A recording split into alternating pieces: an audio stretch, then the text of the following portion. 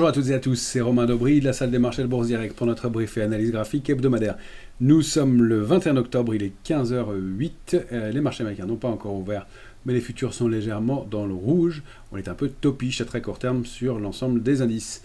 Merci à toutes et à tous pour vos likes, vos retweets, vos partages, vos commentaires positifs. Pensez à vous abonner à la chaîne Bourse Direct YouTube, à nos comptes Twitter respectifs, et puis à nous suivre sur les différents, pour pouvoir nous suivre sur les différents médias et le suivi éventuellement des positions ouvertes. On entame une nouvelle échéance, celle des marchés dérivés du mois de novembre. Celle du mois d'octobre en termes d'intérêt n'aura pas été passionnante. Sur l'indice parisien, eh bien, on n'a pas créé d'intérêt du tout. Je regardais les chiffres, on est passé de 7005 à 500 points à la clôture, l'échéance du mois de septembre, à 7613 à vendredi soir.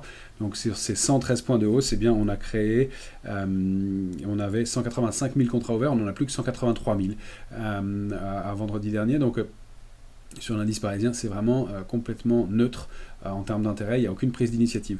Sur l'Eurostoxx, on est monté de 115 points environ, et là, le nombre de contrats créés, c'est 38 000 lots, mais 38 000 lots sur 2 200 000 contrats, on a toujours un intérêt très moyen. En plus, difficile de savoir dans quel sens il a vraiment été construit, puisque il y a eu pas mal de création d'intérêt dans des petits replis, donc un marché qui n'est pas très solide, pas très étayé de ce côté-là. Si on regarde les marchés américains, c'est un peu différent, on a créé de l'intérêt dans le sens de la tendance, on voit qu'on en crée quand même beaucoup moins que depuis quelques temps, et on arrive sur des niveaux de résistance majeurs sur les indices américains. Pour ce qui est des ratios de couverture, on était assez optimiste, voire carrément complaisant. On est à l'équilibre maintenant, on n'a pas des ratios très marqués d'un côté ou de l'autre. On a un scénario un peu ouvert de ce côté-là, il n'y a pas d'extrême particulièrement à noter et à indiquer. Pour ce qui est du calendrier de la semaine, ça va être une semaine sous le signe de la microéconomie notamment. On va avoir quelques rendez-vous macro, mais on aura SAP en Allemagne aujourd'hui, L'Oréal mardi, Eurofins et Vivendi pour ce qui est des publications à Paris. Mercredi, ce sera le livre belge de la Fed, le livre préparatoire, dans lequel que les membres de la Fed vont donc consulter pour la prochaine réunion qui se tiendra dans 15 jours. Du côté des publications, mercredi, Tesla et Coca aux États-Unis, et puis à Paris, ça va s'intensifier avec Thales, Kering, Michelin, Carrefour et Air Liquide notamment. Jeudi, on aura les PMI, indice des directeurs d'achat, donc indice avancé sur la santé de l'économie, on le sait, on le surveille toujours de près, en France et en Allemagne, et puis aux États-Unis pour jeudi après-midi.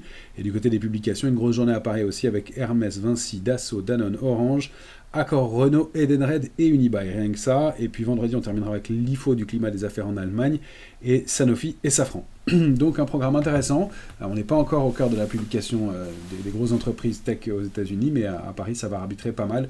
On va voir si les petits signaux de faiblesse, de volatilité qu'on a pu rencontrer ces derniers jours se confirment, se mettent en place. Ce qu'on peut en dire pour l'instant, c'est qu'on est un peu bloqué, on arrive à des niveaux de résistance importants sur les grands indices majeurs.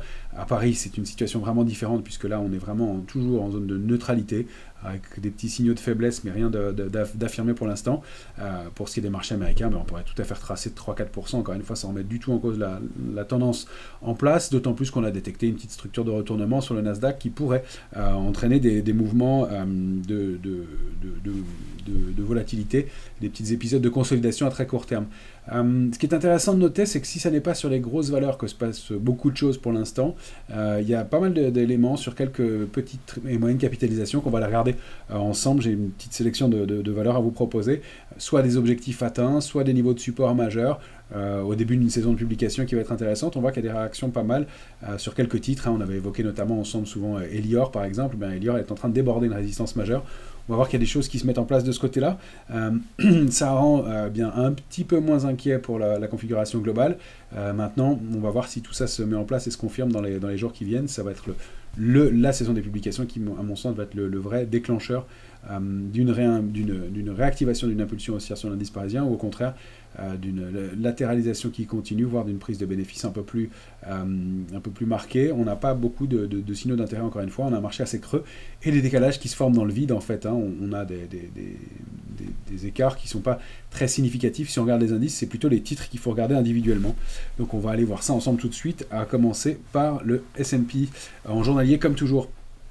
Le S&P, il avait réactivé sa dynamique haussière. J'avais laissé les deux cibles majeures de la semaine dernière, sorties du range, d'un petit range par le haut, donc en débordant 5733. La cible suivante de ce gros range, eh bien c'est 6132 là-haut. Maintenant, on a les petits niveaux intermédiaires. On voit on est bien allé chercher 5829. Puis 5845, c'était la cible de cette petite congestion réactivée à la hausse. Je vous avais laissé pour voilà, vous montrer un peu comment se mettent en place les résistances suivantes dans ce marché. L'extension, c'est 5925, juste sous cette grosse résistance à 5964. Ça, c'est une résistance de long terme, une grosse cible. Pour l'instant, on voit qu'on est un peu topiche sur l'indice S&P, même si on n'arrive pas à produire d'accélération baissière. On a quand même eu cet avalement baissier mardi dernier, avec des volumes qui étaient franchement plus lourds sur le S&P, donc attention.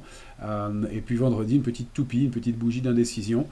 Pareil, tentative jeudi de reprendre un peu la main par les acheteurs. Et puis ce sont les vendeurs en fin de séance qui gardent la main de façon pas très violente, mais avec des volumes toujours un peu plus lourds dans ce sens-là. Donc attention à des replis en direction de 5733 dès qu'on romperait 5829, d'autant plus qu'on est en train d'ouvrir sur les futurs autour de 5853. On est donc pas sur des niveaux d'alerte encore, mais cette zone 829-845, c'est vraiment le niveau à préserver pour continuer l'impulsion et aller chercher 5925, ou en dessous, on a des petits niveaux intermédiaires probablement, mais un retour assez logique en direction de 5733. On rappelle que c'était un gros plafond de verre, hein. On avait oscillé autour pendant presque 15 jours, 3 semaines, 3 semaines avant de réussir à poursuivre le mouvement haussier. À court terme, c'est un peu, encore une fois, topiche, un peu bloqué, même s'il n'y a pas de mouvement méchant. On peut revenir à 5624 aussi sans problème et aller se réappuyer, construire quelque chose de plus solide pour la saison des publications. Il n'y a pas de retournement. Les retournements, ils sont bien plus loin. C'est 5460 au moins, voire le bas du range 5347. On n'y est pas encore. Voilà pour le tableau sur le S&P. Sur le Nasdaq, on a détecté le graphique qui se chevauche. On a détecté cette petite vague de Wolf qui s'est mise en place à partir de la fin août. Donc vague 1 de hausse, 2 de baisse, 3 de hausse complémentaire. La 4 s'arrête entre la 1 et la 2. La 5 vient former une extension. Échec à la déborder par 2 fois. Et puis on accélère un peu à la baisse, toujours avec mardi dernier un avalement baissier et des volumes un peu plus lourds. Donc prudence, j'avais pas pu faire la mise à jour avec vous jeudi dernier pour les problèmes techniques, pour les questions techniques. J'ai eu une mise à jour qui m'avait bloqué. Mon logiciel d'enregistrement, voilà, vous saurez tout. C'est pour ça que je ne l'avais pas évoqué plus tôt, mais on en avait parlé ensemble dans le choix des experts avec Laurent et Falco. Non, c'était Valentin d'ailleurs ce jour-là, de BNP. Donc on avait indiqué ce petit short sur le Nasdaq. Qui s'était traduit par une accélération baissière assez rapidement. On avait, pour ceux qui étaient les plus réactifs, pris déjà un peu de bénéfices dans le courant de la baisse dès le mardi. Ou le mercredi suivant, matin. Pour l'instant, donc entre deux eaux, l'invalidation c'est 20 530, dans ce cas-là, extension 20 676, pourquoi pas 20 886. J'ai pas mis d'extension beaucoup plus haute dans l'immédiat, c'est un gros plafond de verre, 20 676, ce sont les tops historiques du Nasdaq qui date du mois de juillet dernier. On va voir si on arrive à s'attaquer à ces niveaux-là. La cible de la vague de Wolf, c'est l'oblique formée par les points 1 et 4, donc ici, et c'est cette oblique bleue que vous avez là. Ça donne des niveaux qui sont bien pour les jours à venir, pour la séance en tout cas, 19 458, et pourquoi pas en direction de ce support d'ici lundi prochain, 19 350. C'est le scénario qu'on privilégie un petit peu à court terme. Encore une fois, les mouvements de baisse sont faits avec des volumes un peu plus lourds. On entame une saison de publication, on n'a pas franchement de raison d'aller payer tout de suite beaucoup plus fort, même si on voit des choses qui se sont mises en place. Si on prend des valeurs comme Nvidia qu'on regarde régulièrement, je fais un petit zoom dessus. Alors, pardon, je vais enlever ça. Nvidia ici. Nvidia, elle est, si on se positionne en hebdomadaire, Nvidia, elle est sortie de sa longue congestion en forme de triangle symétrique qu'elle avait entamé au mois de juin dernier. Elle en est sortie la semaine du 7 octobre avec une accélération aussi remarquée et elle est en train de tenter de déborder. J'enlève une barre pourcentage qui ne nous sert pas ici, est en train de déborder 136,30, c'était le plafond de verre, un gros niveau de résistance. On voit que d'ailleurs on s'est bien installé au-dessus en fin de semaine dernière, niveau bien identifié par les opérateurs. Alors si on continue, c'est 147,10, 163 et pourquoi pas la cible idéale 180,20 sur Nvidia, après une longue pause de juin jusqu'à octobre, donc un parcours boursier et graphique très propre pour l'instant. Attention, la publication ce sera aux alentours du 14 novembre de mémoire, donc c'est pas tout de suite. mais les opérateurs sont déjà dans l'anticipation manifestement. On a aussi des petits signes de fébrilité sur le titre hein, quand on zoome en journalier. Pour un investisseur de long terme, rien de méchant pour l'instant, mais on voit qu'il y a un peu de fébrilité, de la spéculation beaucoup contre ce niveau de résistance. Donc prudence quand même si on voit des petites choses qui se mettent en place encore une fois à la hausse. On se rappelle que ça avait créé quelques déceptions au moment des publications. Ici, on a l'indice VIX. VIX, on est toujours en zone de vigilance, on n'est pas complètement complaisant, hein, loin de là, autour de 19. On a pourtant des ratios de couverture qui sont moins importants, ça on l'avait expliqué, hein, depuis les alertes de l'été, bien, le niveau de la volatilité reste tendu, on retourne difficilement en zone d'optimisme ou de complaisance, et donc on reste dans cette petite zone-là avec des baisses et un retour en zone d'optimisme vendredi au cours de la séance, et puis aujourd'hui on rouvre en hausse. Attention, encore une fois, à ce petit harami possible, hein, cette grande bougie rouge, suivie d'une petite bougie verte englobée dans la bougie précédente. Ça peut donner des pics de hausse de volatilité pour aller chercher 21,62, 23,25. Tant qu'on est en dessous, c'est pas un problème. C'est au-delà, je vais mettre en hebdomadaire, c'est au-delà de 23,25. Au-delà de 21,62, risque d'accélération. Et puis 23,25, c'est le plafond de verre avec en mire 30,92, on repasserait en zone d'alerte. Donc on a pour l'instant une situation d'attente. Surpasse sous 18,36, la volatilité va se détendre, les indices poursuivent leur parcours haussier. Pour l'instant, c'est un peu entre deux eaux. Sur l'Eurostoxx, comme je vous le disais, tout au long de l'échéance hein, qui avait commencé le 20 septembre, et donc jusqu'à vendredi 18, on n'a pas recréé d'intérêt ou peu pour un mouvement de 130 points environ, beaucoup de contre-pieds, beaucoup de fausses sorties. On est vraiment en situation d'attente, on n'a pas vraiment de momentum, on n'arrive pas à aller se franchir et déborder sur plusieurs clôtures, cette oblique baissière hein, qui est l'ancien canal baissier de long terme, et ni déborder 5067. On sait qu'on a un gros plafond de verre, 5067, 5119 graphiquement, et puis c'est aussi un plafond de verre en termes d'intérêt sur les marchés dérivés, donc si on le passait, là on pourrait avoir une accélération et aller chercher des résistances historiques, enfin de long terme, hein, qu'on n'a pas vu depuis très longtemps sur l'Eurostoxx. Pour l'instant, ça n'est pas le cas. 4915 reste notre premier niveau d'alerte, la zone 4880-4915, avec des risques de retour à 4812 et puis 4754. Ça, c'est vraiment un niveau charnière aussi, parce que si on repasse en dessous, on a non seulement enfoncé des niveaux d'alerte, mais aussi réintégrer tester la borne basse du canal baissier, et donc un risque de retour en zone d'alerte. Encore une fois, l'alerte de moyen terme, elle est lointaine hein, sur l'Eurostoxx, c'est au moins sous ces niveaux, autour de 4570. On n'y est pas vraiment, 4636, 4570. Encore une fois, ce n'est pas le schéma pour l'instant. On n'a pas d'éléments très précis. Quelques divergences quand même à surveiller. Mais rien de méchant pour l'instant. Si on veut jeter un œil au DAX, le DAX il est toujours graphiquement très propre. Hein. On avait donné comme cible en début de semaine dernière 19 668. On est allé le chercher, buté sur ce niveau-là. Un peu d'indécision en ce début de semaine. On n'a rien de méchant non plus. Je voyais ce petit triangle, ce petit biseau qui se met en place éventuellement. On l'a testé une fois, deux fois, un peu débordé, mais testé là, donc ça reste valable. Et ici, le pied du biseau. Alors, est-ce qu'on va retracer autant que ça et retourner chercher le pied du biseau aussi loin? Je ne suis pas sûr qu'on ait la possibilité de retracer autant vers 18 204. Mais en tout cas, il y a évidemment un peu moins de momentum et des volumes qui ont été un peu plus importants dans les mouvements de baisse des derniers jours, même si pour l'instant on n'a pas de figure de retournement à proprement parler. Ce petit gap aussi, attention, qu'on a laissé ouvert par la hausse de lundi dernier, du 14 octobre.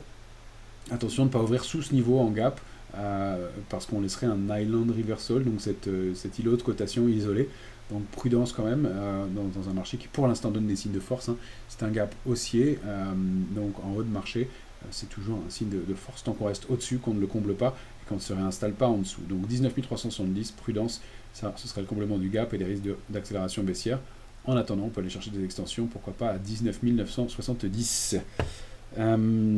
Pour notre CAC 40, est-ce que la vague de Wolf est toujours valide? Oui, elle l'est, elle prend du plomb dans l'aile puisqu'on se réinstalle quand même en partie haute, on ne réagit pas, mais on avait quand même buté, hein, souvenez-vous, en mensuel au mois de septembre sur l'oblique donc 1,3 et avec un repli qui a été un peu marqué derrière. Là, on est vraiment en situation d'indécision. La zone 7376, 7477 est toujours préservée et on va aller donc voilà. Pour l'invalider, c'est repasser au-dessus de 7694, 7820 pour vraiment recréer quelque chose de plus solide. On va aller le voir en zoomant sur notre futur CAC 40, mais cette fois-ci en 14 heures. J'ai réajusté pour vous les niveaux sur le futur CAC 40 en 14 heures. Voilà comment je vous présente les choses maintenant. J'ai un petit peu réajusté aussi. On est dans un trading range 7432 en bas, 7827 en haut. La médiane, le niveau pivot, c'est 7588. On voit qu'on oscille autour, un petit peu au-dessus, un peu en dessous. On n'a pas de momentum fort. 7588, c'est l'alerte intraday. Vous voyez qu'on l'a enfoncé, puis on la réintègre assez rapidement. Il n'y a pas de directionnel très marqué, mais on voit qu'on n'arrive pas à recréer de dynamique haussière. Il faut passer 7663 en clôture pour aller chercher 718 et pourquoi pas 827. Ça n'est qu'au-delà de 7827 qu'on pourrait considérer la réactivation haussière d'un indice qui est complètement plombé, toujours depuis le mois de juin, depuis la période législative, mais qui ne rompt pas des niveaux d'alerte. Sous 7432, c'est plus gênant, parce qu'on risque d'accélérer à la baisse. Là, on passerait un trading range plus bas, avec en mire eh bien, l'alerte de court terme donc serait rompue, ce serait notre alerte de court terme, 432. 7296 qui est l'alerte de moyen terme, et puis le bas du range suivant qui renverrait autour de 7000, des 7030, 7040 points, avec 7067 comme support intermédiaire à surveiller. On a donc un risque dans ce cas-là de repasser sous des niveaux d'alerte et de réactiver une dynamique baissière plus marquée. Pour l'instant, ce n'est pas le cas, donc 7432, 7827, et pivot, oscillation autour de 7588, les bornes courtes 518, 663. On en saura plus à la sortie de cette zone-là pour la suite. Mais encore une fois, des choses intéressantes du côté des small et mid caps qu'on va aller voir rapidement. Je voulais quand même vous montrer un indice européen qui se porte très bien. C'est le FTSE MIB, donc l'indice italien qui... si on le prend voilà, en hebdomadaire, ça c'est le FTSE MIB 40 qui forme une structure de continuation haussière en épaule, tête, épaule de continuation. Il déborde une ligne de coude de long terme. C'est ce qui nous a bien incité à reprendre une position investisseur sur cet indice. Il y a plusieurs moyens de le travailler. Nous on a choisi de mémoire l'ETF FTSE MIB. MIB. Il faudrait que je retrouve le code que j'ai pas sous les yeux. Je vais voir si je vous le trouve rapidement. Ouais, il est là. Voilà. Beaucoup plus simplifié. Le code c'est ETF MIB. Et donc avec cette oblique qui a été rompue, on est en hebdomadaire toujours, qui datait du mois de mai. On a testé une fois, deux fois, trois fois, et qu'on déborde avec du volume la semaine dernière. Donc un signal intéressant. On rappelle que l'indice italien est surperformant largement sur l'indice CAC 40 depuis le mois de janvier dernier. Et donc une configuration qui est intéressante, qui laisse un potentiel haussier, bien qu'on peut dupliquer avec la taille de cette congestion. Et donc une sortie qui nous permettrait de viser des mouvements en direction donc de 39,50 alors qu'on cote 35,55 pour l'instant. Voilà, attention à la rupture de la ligne de coup, et on peut fixer ce niveau de support majeur à 34,98. Donc un ratio risque-rendement qui est intéressant pour un indice qui surperforme dans un contexte de marché qui est un peu incertain pour l'instant et un peu bloqué, mais moins topiche que sur les autres qu'on a pu observer pour l'instant. Parmi les gros secteurs, je voulais vous montrer aussi le secteur bancaire qui donne des signes d'amélioration, mais encore une fois c'est un peu en devenir. On est là sur le secteur bancaire européen. On est à une configuration qui ressemble un peu d'ailleurs à celui du FTSE MIB. Rien à voir pourtant en termes de composition exacte, mais voilà, on arrive sur des résistances 168,90. On a tenté de la déborder la semaine dernière, on est un peu accroché autour pour l'instant. On avait débordé le canal haussier de long terme, et donc on est topiche contre ce niveau-là. Est-ce qu'on va réussir à le déborder, à créer du momentum, à repartir à la hausse? Je n'ai pas tracé les objectifs encore, on peut le faire ensemble ici. On va voir dans un premier temps comme intermédiaire. Il y a une résistance majeure autour de 184,30. On aurait un plus petit niveau par la duplication de ce plus petit range ici. On peut aussi le tracer là.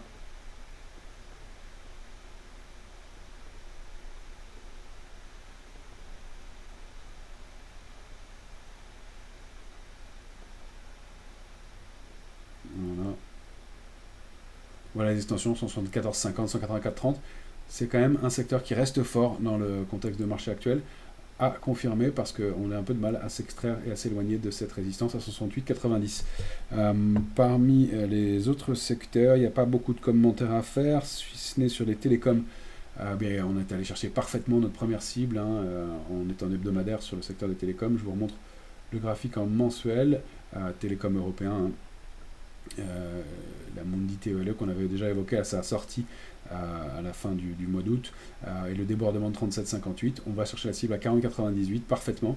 Ce sont des niveaux qu'on n'a pas vus depuis très longtemps, depuis 2016 sur ce secteur-là. Donc il y a bien un momentum et un mouvement qui se met en place. Je rappelle que les extensions c'est 44,60, 46, 44 et pourquoi pas 51,76 si on réussit à dupliquer la grande figure de congestion qu'on a depuis depuis 2016-2017. Donc un secteur toujours intéressant à regarder qui reste assez fort. Parmi les valeurs, je vais vous montrer quelques valeurs. Alors, du secteur automobile ou assimilé, on a Aviens, qui est l'ancienne ALD.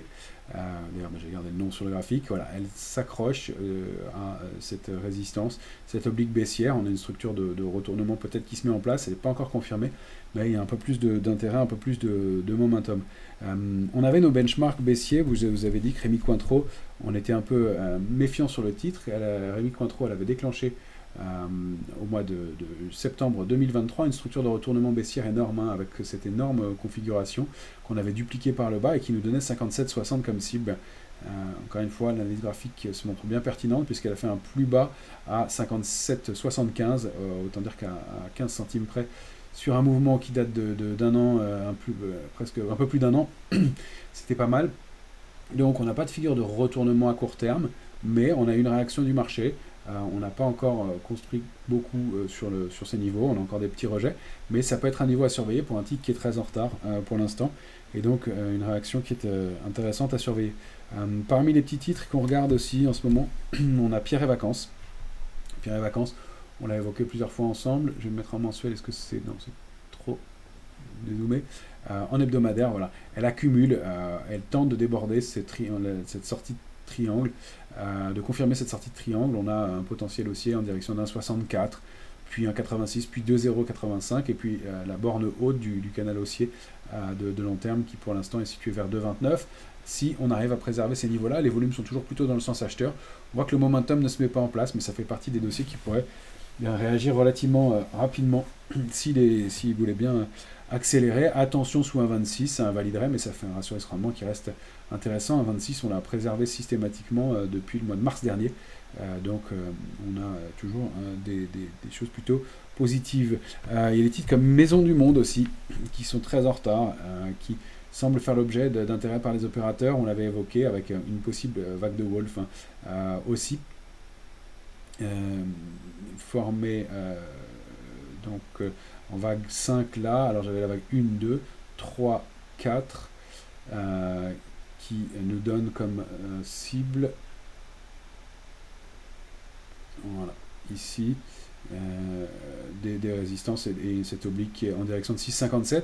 On voit que le titre repaye, remonte depuis plusieurs jours, plusieurs semaines maintenant, et avec ce double appui ici, formé entre les points bas du 5 août et du 3 septembre, et on attaque une résistance majeure qui est située à 4,41,4, avec des volumes toujours soutenus. Il se passe des choses manifestement sur le titre, même s'il n'y a pas un momentum énorme, c'est régulier et c'est plutôt pas mal comme configuration.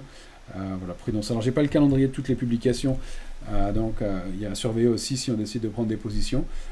On a aussi un signal intéressant qui se met en place sur Exail Technologies, c'est l'ex-groupe Gorgé. Exail, elle est ici. Est-ce que je l'ai en mensuel? Ouais. Exail, graphique en mensuel. Voilà, un canal haussier de long terme, borne haute, rejet. Et on est allé s'appuyer sur le support majeur à 16,46 et on construit depuis maintenant le mois de juin dernier au-delà de ce support majeur, et puis on teste la borne basse du canal haussier de long terme.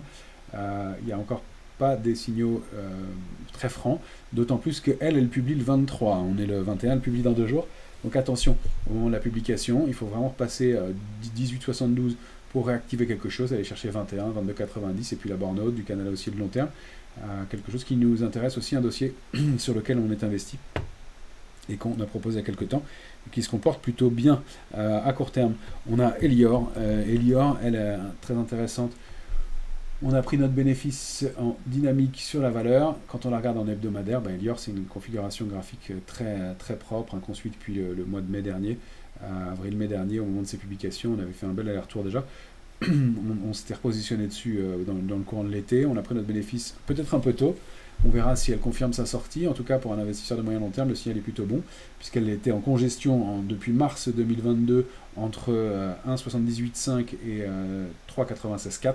Qu'elle avait tenté de déborder en 2023, mais sur laquelle elle avait buté en mai 2023 et buté en mai 2024. Et là, cette fois-ci, on a l'air de s'installer au-dessus. C'est le début de la semaine, donc la bougie hebdomadaire est à confirmer. Au-delà de ce niveau-là, mais on voyait bien qu'il y avait une accumulation en partie haute, un vendeur qui manifestement avait besoin de solder des positions, ce qu'il a fait au cours de la semaine, des semaines du 9 septembre au 14 octobre. Et puis ça a permis de décanter un peu la situation et de donner une petite impulsion haussière. On a comme cible idéale 6,12, 6,125, avec des résistances majeures à déborder sur le chemin, mais quelque chose d'intéressant qui se met en place sur ce titre qui sous-performait. On avait regardé Voltalia aussi. Voltalia, elle confirme, alors si on se met en journalier, pour l'instant, eh bien, une structure de retournement en épaule-tête, épaule inversée, sortie, throwback, pour l'instant bien préservé. On a du mal à retrouver du momentum, il y a des volumes qui ne sont pas extraordinaires, il faut être prudent, à mon avis, pas insister sous 8,79, d'autant plus qu'on est allé assez loin chercher cette extension et cet éventuel throwback. Mais si elle veut bien confirmer et préserver ce niveau, c'est 10,70. La prochaine cible. Voilà les éléments que je voulais vous donner sur les petites capitalisations.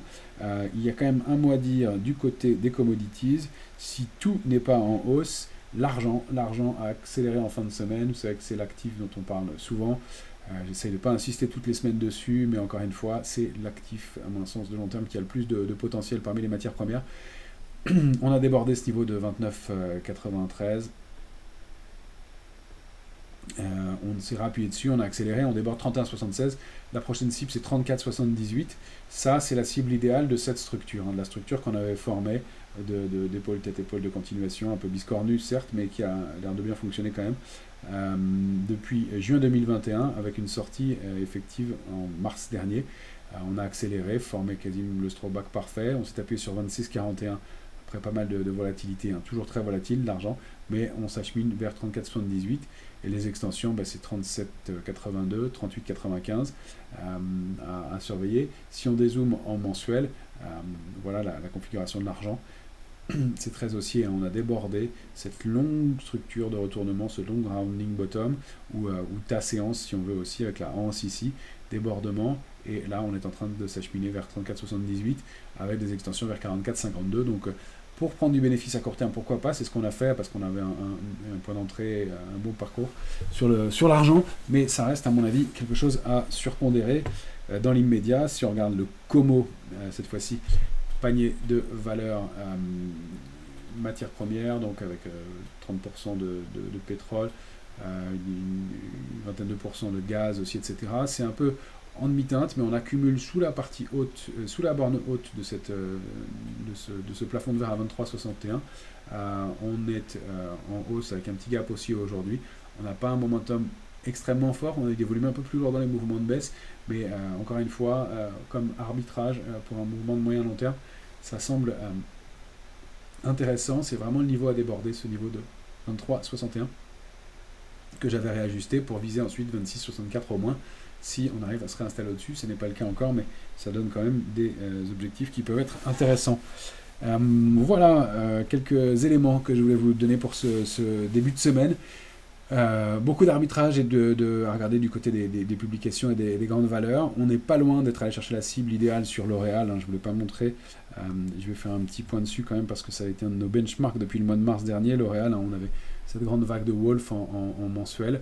Je me méfie toujours quand on n'est pas vraiment allé chercher les cibles. On n'est pas obligé hein, toujours d'aller chercher les cibles au point près. Ce serait 336 pour ce mois-ci. On a réagi, mais on est toujours sous des niveaux de résistance. Hein. On n'a pas un momentum très fort encore, donc attention à des répliques baissières. Moi, j'aime bien que les figures soient terminées, même si c'est pas toujours le cas. Pardon, je vois que je suis toujours à l'écran et que je vous gêne. Même si c'est pas toujours le cas, on a des possibilités de répliques baissières. Encore une fois, sur le titre, dont on voit qu'il n'a pas beaucoup de force à court terme. Hein, on a rebondi post-publication de la semaine dernière de LVMH, mais voilà, on voit qu'on bute sur cette zone de résistance intermédiaire 373,30, 369,50. On n'arrive pas à recréer d'intérêt, on perd 1,56 aujourd'hui. Les volumes dans les mouvements de baisse ont été quand même franchement plus lourds, donc attention à des extensions possibles. Je fais des traits d'essai en journalier qui ne sont pas hyper intéressants. 354, en dessous ce sera donc 336, 338, à surveiller cette oblique. Je ne suis pas certain que la figure soit totalement finie, c'est ce qui me rend un peu circonspect sur le marché. Pareil pour Pernod, hein. Pernod, ok, elle préserve ce niveau de 123,70 depuis le mois de juin dernier. Attention, la structure et la cible idéale de la structure de retournement hein, déclenchée au mois de septembre 2023 aussi, comme Rémi Cointreau, eh bien ça donne 113,27. Donc à surveiller, on n'a pas de figure de retournement haussière, on a un range, une latéralisation, mais pour l'instant on n'a pas d'éléments qui nous laissent à penser que le titre paye fort tout de suite. Donc à surveiller aussi. Voilà les petites précisions que je voulais vous donner sur nos quelques titres benchmark du moment. On reviendra sur Stellantis et les autres en fin de semaine pour regarder l'évolution et le comportement du marché. En tout cas, vous avez les niveaux sur l'indice CAC 40 à surveiller pour les heures à venir et sur les autres indices majeurs. Je vous souhaite une excellente semaine à toutes et à tous.